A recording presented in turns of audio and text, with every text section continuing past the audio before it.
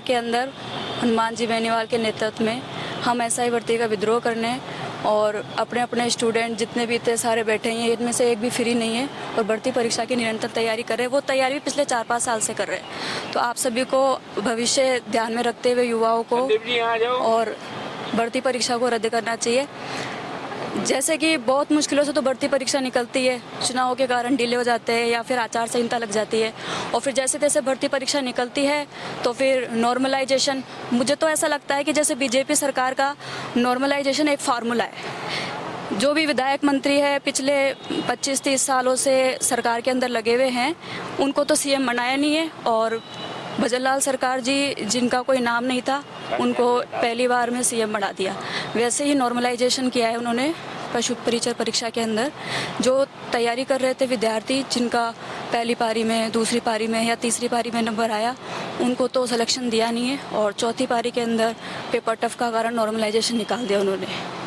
ये बिल्कुल गलत किया है।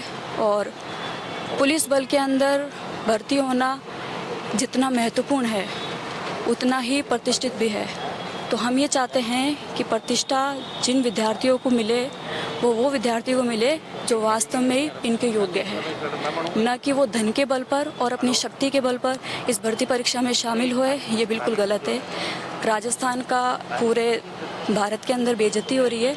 राजस्थान की क्या हो रही है? बीजेपी सरकार की हो रही है। तो भजनलाल सरकार को अब सोचना चाहिए कि भविष्य अंधकार में नहीं जाए, युवाओं का साथ दे।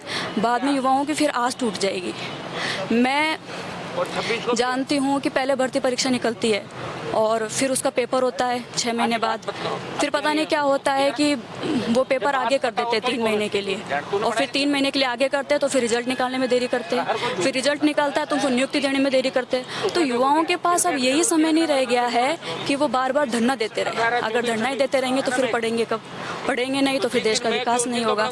मैं 90% ऐसे विद्यार्थियों को जानती हूँ जो कि तैयारी कर रहे हैं, जिनमें से काफ़ी पीड़ित लोग हैं। हर भर्ती परीक्षा, चाहे वो चतुर्थ श्रेणी हो जो भी निकली है, चाहे तृतीय श्रेणी हो, चाहे द्वितीय श्रेणी हो, सेकंड ग्रेड, फर्स्ट ग्रेड, शिक्षक भर्ती या पुलिस, कोई भी हो, पिता पुत्र दोनों तैयारी करने जयपुर आए हुए हैं अपने घर को छोड़ करके।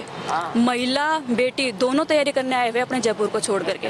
कितना बड़ा दुर्भाग्य है कि बेटा बेटी, सरकार से ये उम्मीद करते हैं हम कि वो युवाओं को ध्यान में रखे, एक तो अनियमितता नहीं रखे और ये जो भी आप देख रहे हो कितनी चीटिंग चल रही है, चीटिंग को बंद करे और जल्द से जल्द एक बिल्कुल निश्चित फॉर्मूला बनाए, टाइम पर वैकेंसी निकाले और टाइम पर तैयारी करे स्टूडेंट और टाइम पर रिजल्ट निकाले।